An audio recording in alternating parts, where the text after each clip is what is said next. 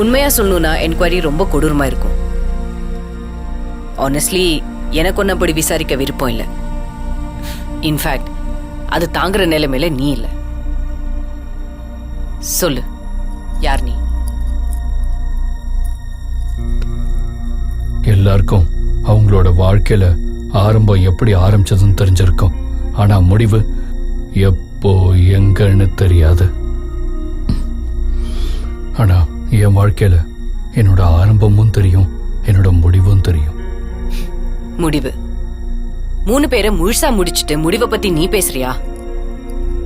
சொல்லு, யார் நீ? அர்ஜுன். அர்ஜுன் என்னோட பேரு மேடம்.